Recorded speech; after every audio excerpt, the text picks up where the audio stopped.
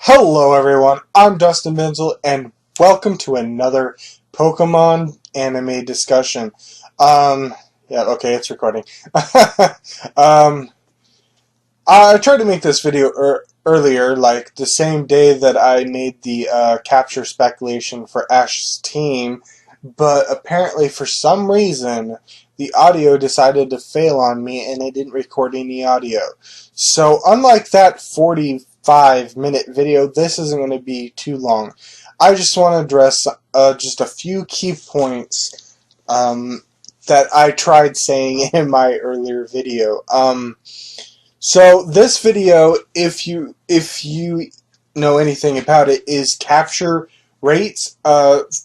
That might be the wrong thing to say, but it's all I can think of. Is what basically the question is: what should be an acceptable distance between captures? When should Ash capture them, or any other person or other character for that matter? And how long until the next one after that, or whatever, or the placement. Now, I tried saying this in one of my updates, and I'll just get this out of the way. For someone like Serena, yes, I found it ridiculous that they took so long for her to get a Pancham, because it was a long time after Fennekin that she actually got a Pancham. It was like pretty much right after Fletchinder, I believe. Ash caught Halucha and Fletchling evolved, and that's when Serena and Clement, I believe, got their particular Pokemon. But just in case I'm wrong, let me just look at some sort of episode guide here just to check real quick. Serena catches her first Pokemon. Yep, okay. So basically, these two, Clement and Luxio, Serena and Pancham, was definitely the team changes for other characters, and then the next team change was, of course, Froakie evolving to Frogadier, and then Gumi being captured.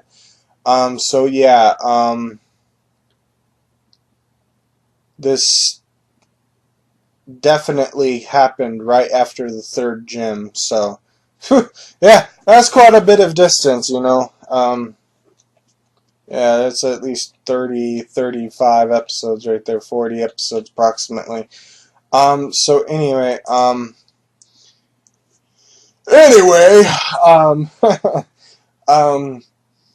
you know, I didn't like that, but Serena isn't really that important, so it doesn't really matter when her next Pokemon is, as long as she gets one. It could be like May or Dawn or whatever, even Iris, though.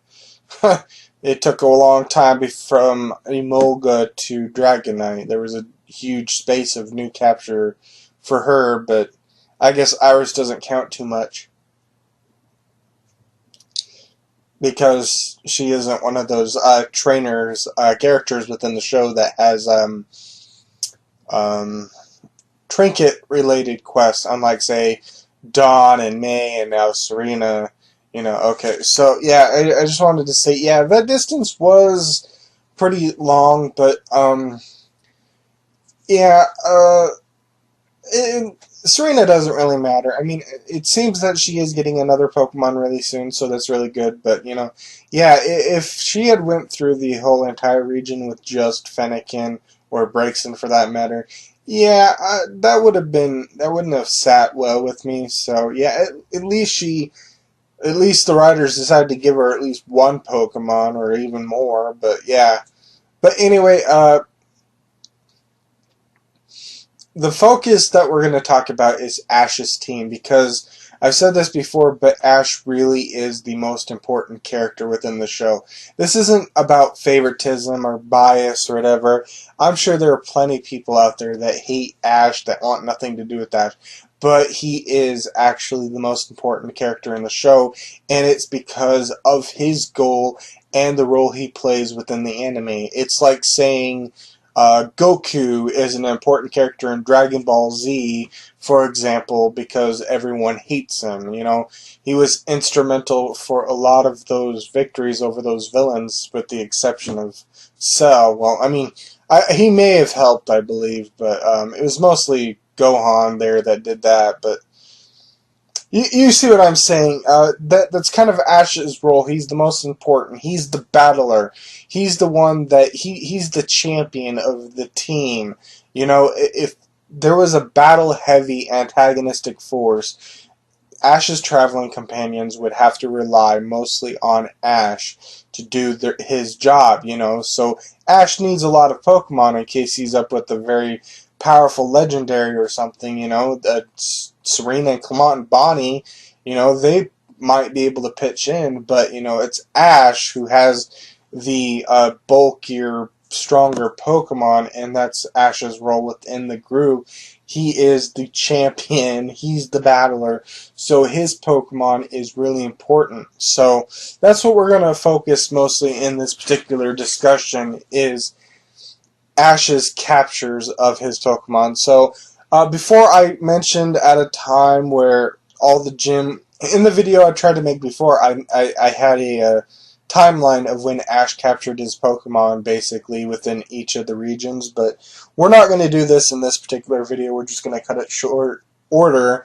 We're going to make it shorter. So but I just want to mention that third one is especially the worst offender of capture rates of Ash of any generation, and here's why. Okay, so it's really nice that at least Ash captures his 2 Pokemon before the first gen. That's happened all the time with Pidgeotto and Butterfree, first generation for the first gen. Heracross and Chikorita, even though Ash had a whole bunch of Pokemon at that time, and he didn't necessarily need Heracross. Tailo and Trico for the third gen. Sinnoh was Turtwig and Starly, 5th gen, Oshawott and Pidove, technically Tepig as well, but, you know, that's not the case for all generations, just 2 before the first gen. And then, of course, 6th gen is Froakie and Fletchling. But here's the problem with 3rd generation. It took until after the 2nd gym, the first match of the 2nd gym, before Ash got his 3rd Pokemon, which isn't too bad, except of course that Tailo kind of got screwed over, but whatever. But anyway, then it was the case that Corphish was used in the 2nd gym as the rematch, and then it wasn't until after Flannery, the 4th gym, and before Norman, the 5th gym, that Ash got his 4th Pokemon in Torkoal, including Pikachu, so his 5th Pokemon slot. Then we run into the problem of Snorunt not being caught until right before the 8th gym. And that was horrible because Glalie, for the most part, was only used for the league. Sure, it got to be in the battle against Wand, but it really didn't contribute anything because Snorunt got knocked out. You know, and that's kind of what I'm saying. You know, this stuff, these captures need to happen at a reasonable time. As I was trying to say in the video that failed, Ash should have a full team like right before or right after the 4th gym. And then if there needs to be a Pokemon released or traded out for a last-minute member, then that needs to all happen before the 6th gym or right after the 6th gym. And see, that's the problem, and the writers don't seem to get it, you know. I like 5th gen because Ash had a whole bunch of Pokemon. They were treated like crap, and if I was writing that show and I got to choose who got to battle what, I sure as heck would not have done it like that. No. Pikachu would not have starred against Berg. It would have been Tranquil. But anyway, my point is, Ash caught a lot of Pokemon. He had a full team. He had more than a full team before the 3rd gym leader. And he had even more Pokemon after the 3rd gym, but before the 4th gym. Of course, the pacing was all over the place. There were huge gaps in certain gyms, and then other gyms were like really close by, so it was off. But the thing about that is that Rock, the last capture, which which was disappointing, mind you, because Ash didn't have really any team changes in Team N or the Declare Islands, and except Charizard. Except Charizard returning. So it was very, very disappointing to see that. But Rock was Ash's last Unova capture, and it was caught before the 6th gym. So Rock got to be used against Skyla and Bryson. So yeah, that's what I like to see. I don't like seeing spaced out captures. It should be, the first 2 should be caught within relatively close to each other, because it's the first 2 Pokemon. Ash needs his flying type and his starter of the generation, but the next Pokemon should be caught relatively before the 2nd gym. And Hawlucha was caught after the 3rd gym, or the 2nd gym, so it's a little disappointed because it took so long. It was at least a good 20 episodes after Fletchling was caught, even probably more than 20 episodes that Fletchling was caught, that Ash caught Hawlucha. And then it was an additional 20 episodes before Ash caught Gumi. And I just don't like that. I don't like 20 episode gaps between Pokemon, especially if the gym pacing is going to only be 15 or 10 episodes between the previous gym. Sure, there was some nice good gaps for some of the gyms, but then we're running into the problem of the surefire gym pacing, where Ramos happened really quickly after Corona, pretty much, and then Clement was just a few episodes after that, and then next thing you know, we're running into Valerie, and who knows after how long after Valerie that we're going to run into Olympia, and who knows how long after that we're going to run into Wolfric. So that's my problem, and I've already kind of addressed this in my capture speculation, but if Ash is going to have basically 2 open slots, since the Thursday episode hasn't aired yet, I can't exactly say for sure. It's guaranteed that Ash is going to have 2 slots open this Thursday because of the release of Goodra. If we assume that Noibat is Ash's next capture as a result of that, that leaves 1 slot open. And I already said what I thought it was, but the problem is just the way that it's going to appear. I highly doubt that Ash is going to get 2 Pokemon between Valerie and Olympia. So I don't expect Ash to just, after Noibat, 5 or 10 episodes after Eevee is captured, and there's still another 5 or 10 episodes until the gym with Olympia, that Ash is going to get his final slot. And technically, Ash should have already gotten his final slot by now.